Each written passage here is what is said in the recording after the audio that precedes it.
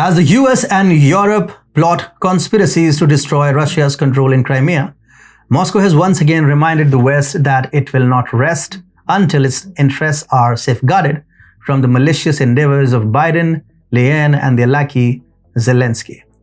Hi and welcome to another edition of The New World Order with me, Atul Mishra. Let's begin. US and European countries have poured billions of dollars in aid and weapons to the war as a bait to instigate Russia. After Sweden and Finland ditched NATO, it is that in the army general. However, the puppet king, consumed by power and fear The 2014 West-backed coup in Ukraine, also known as the Euromaidan Revolution, was a series of protests and political upheavals that ultimately resulted in the ousting of Ukrainian President Viktor Yanukovych. The protests began in November 2013 after Yanukovych rejected a proposed association agreement with the European Union in favor of closer ties with Russia. The protests quickly escalated, with demonstrators funded by the US and Europe occupying Independence Square in the capital city of Kiev and demanding Yanukovych's resignation. The situation in Ukraine became increasingly tense as the protests continued, with clashes between protesters and police resulting in dozens of deaths and injuries. In February 2014, Yanukovych was forced to flee the country and a new interim government was established. The ousting of Yanukovych was widely seen as a victory by the pro-Western forces, which persistently interfered in the internal matters of Kiev. The events leading up to the coup were complex and multifaceted, with a range of economic, political, and historical factors contributing to the unrest. Ukraine had long been divided between those who favored closer ties with Europe and those who preferred to maintain close relations with Russia.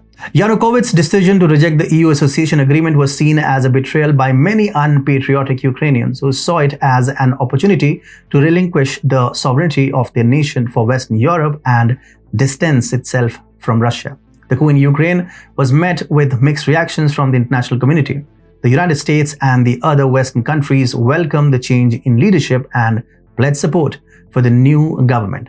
Russia, however, denounced the coup as illegitimate and accused the West of meddling in Ukraine's internal affairs.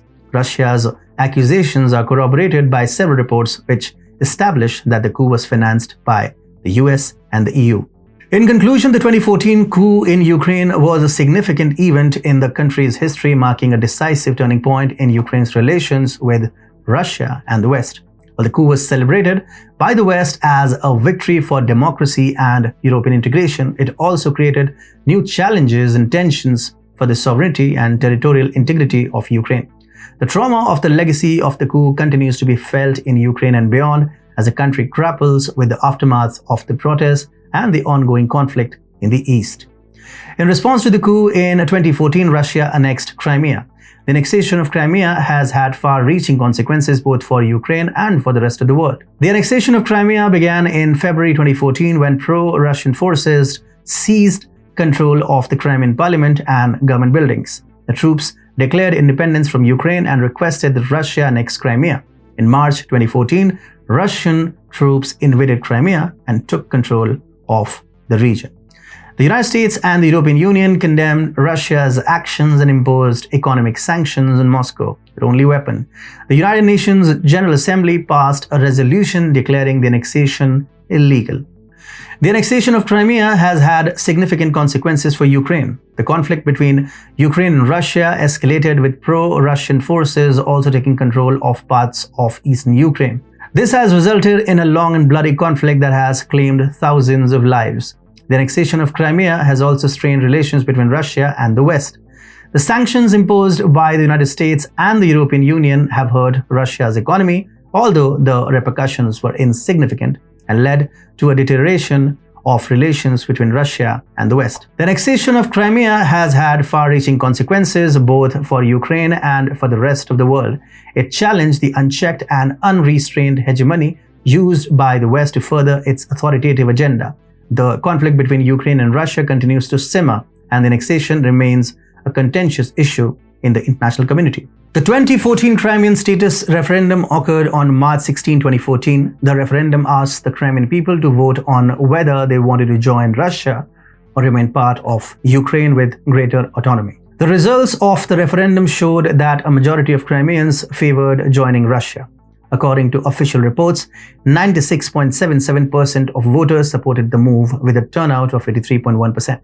The West, which had a hand in the illegitimate regime change in Ukraine, questioned the legitimacy of the referendum. Ukraine, its lackeys, and several flawed West-dominated international organizations did not recognize the results of the referendum. The Crimean status referendum corroborated the fact that the majority of the people in Crimea favored being closer to Russia. It debunked the numerous unfounded allegations of the West that Moscow was repressing the political dissent and violated the constitutional rights of Crimeans. While the US and Europe and the agenda-driven mainstream media have often questioned the legitimacy of the referendum, the people of Crimea spoke in one clear voice, and they clearly expressed that they want to be a part of Russia, which will safeguard their land's sovereignty, territorial integrity, and security from the barbaric attacks of the West. Since the West was unable to prevent Russia from attaining its objective in Crimea, it resorted to appointing another puppet in Ukraine. This time it was a part-time comedian called Volodymyr Zelensky. The West was unsuccessful in preventing the integration of Crimea with Russia. Following the annexation of the region and the subsequent establishment of administrative control in Crimea, Ukraine tried another nefarious method to attain its objective. In October last year, traffic on the Kerch Strait Bridge, a crucial strategic route for Russian soldiers in Crimea, had been stopped as intense flames and black smoke spewed from a train carrying unidentified cargo following an attack.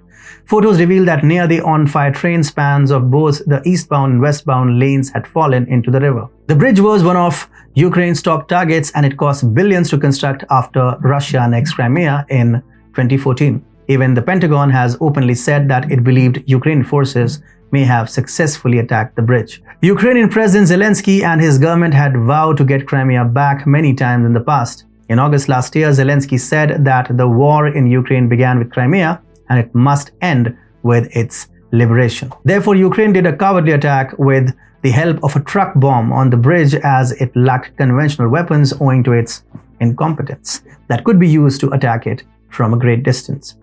The Crimean bridge bombing was celebrated all day long on Twitter by the Ukrainian administration. Its intelligence agencies and media openly exulted over the operation. The level of happiness in Ukraine was such that the country's post office unveiled a commemorative stamp on the attack. Ukraine had realized that the Kerch Strait Bridge is also a symbol of Russia's and Putin's power. It was a huge source of pride and cost billions to construct. The attack on it was a very significant change in the whole war optics. However, it turns out the Crimean bridge has been repaired and is functioning again. In fact, on 23rd February, Russia declared that it had completely reopened the Kerch or Crimea bridge. Months of repair work were required following the explosion, which hindered traffic.